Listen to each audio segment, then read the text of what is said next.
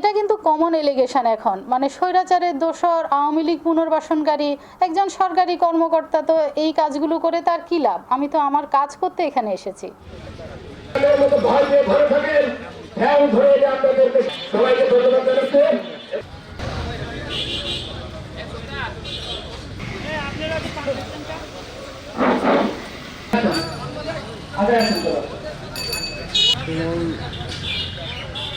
এটা কিন্তু common allegation এখন, মানে স্বৈরাচারের দোসর, আওয়ামী লীগ পুনর্বাসনকারী একজন সরকারি কর্মকর্তা, তো এই কাজগুলো করে তার কি লাভ? আমি তো আমার কাজ করতে এখানে এসেছি।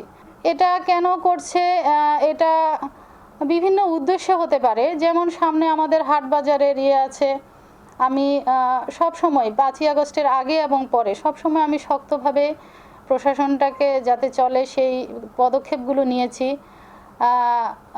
এটা হয়তো বা তারা এখানে বিশেষ সুবিধা পেতে চাচ্ছে।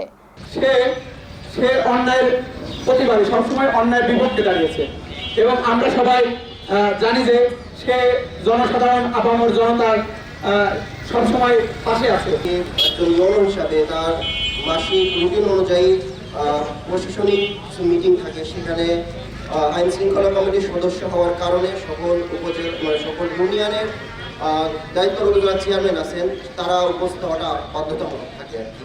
তো সেক্ষেত্রে এটা বাংলাদেশের আইনেই আছে এবং যেহেতু স্থানীয় সরকার যে মন্ত্রণালয় তারা এখন পর্যন্ত আমাদের যা চেয়ারম্যানগুলো আছেন তাদেরকে অপসারণ করেনি, সেক্ষেত্রে তারা অনেকটা বাধ্য হয়ে তাদেরকে এই আইন শৃঙ্খলা কমিটি মিটিংয়ে আহ্বান জানাতে বাধ্য হন। সেক্ষেত্রে আমি চাই না এই বিষয়টা নিয়ে খুব একটা বাড়াবাড়ি হোক, সবাই সংযত আচরণ করি, সবাই সংযতভাবে থাকি।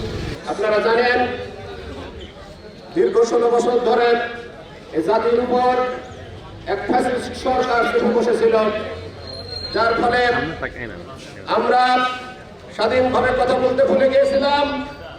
স্বৈরাচারী শক্তি বিতাড়িত হওয়ার পরে বিভিন্ন নামে বেনামে পাড়ায় মহল্লায় ওয়ার্ডে ওয়ার্ডে অনেক নেতার আবির্ভাব ঘটেছে। সেই ফ্যাসিবাদ মুক্ত সমাজ প্রতিষ্ঠা করার জন্য আবু সাইদ মুক্তরা জীবন দিল, সেই ফ্যাসিবাদী আচরণ আপনারা করছেন।